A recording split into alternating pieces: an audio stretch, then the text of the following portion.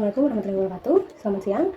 Baik, di sini saya akan jelaskan sedikit mengenai hasil analisis mendalam terkait ramalan penjualan pada PT Raja Roti Cemalang.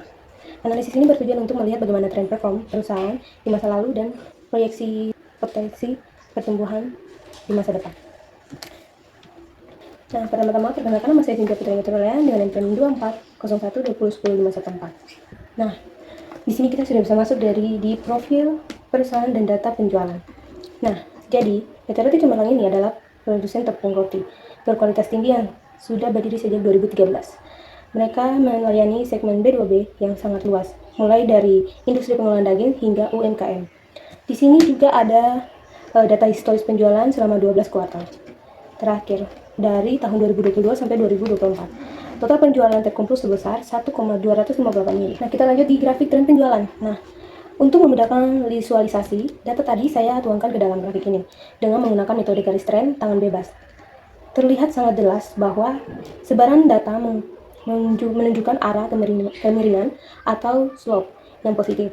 Secara visual, PT BRRC menunjukkan pertumbuhan penjualan konsisten dari tahun ke tahun tanpa fluktuasi yang ekstrim. Nah, selanjutnya di sini ada analisis kuartal, metode least square.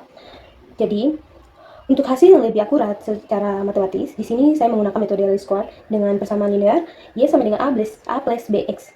Jadi berdasarkan perhitungan, nilai konstansa atau A berada di angka 104,83, sedangkan nilai kemiringan tren atau B adalah di angka 1,48. Yang artinya kenaikan rata-rata sebesar 1,48 miliar di setiap kuartalnya. Nah, selanjutnya di sini ada faktor pendorong pertumbuhan, yaitu yang pertama adalah ekspansi gerai strategis, yang dimana PT Raja Roti Cemalang terbuka secara konsisten memperluas jaringan gerai di titik-titik transportasi utama seperti stasiun kereta api, bandara, dan rest area tol. Penetapan di lokasi dan dengan foot strike atau arus perjalanan kaki yang tinggi memastikan volume penjualan tetap stabil dan meningkat.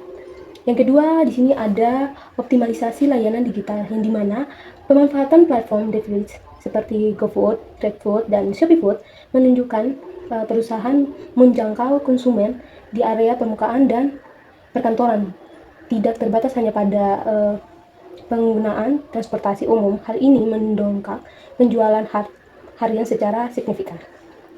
Selanjutnya di sini ada pemulihan mobilitas masyarakat.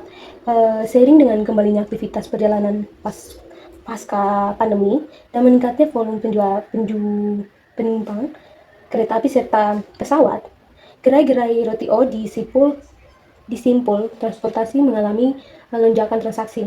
Metabolisme masyarakat yang tinggi berbanding lurus dengan peningkatan inflasi buying. Jadi kesimpulannya yaitu ada berdasarkan hasil analisis teknik menggunakan metode Whitehead dan least square dapat disimpulkan bahwa PT Raja Roti Cemalang memiliki prospek bisnis yang sangat menjanjikan dengan tren penjualan yang stabil dan terus meningkat.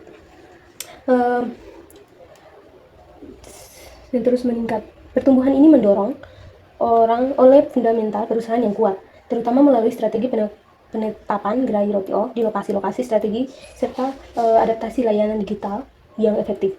Proyek kenaikan penjualan pada kuartal mendatang mencerminkan kemampuan perusahaan dalam mempertahankan loyalitas konsumen dan mempermanfaatkan momentum pemulihan mobilitas masyarakat secara optimal, sehingga menjadikan BRC sebagai entitas yang relevan dalam industri food dan beverage. Baik, sekian presentasi dari saya. Assalamualaikum warahmatullahi wabarakatuh.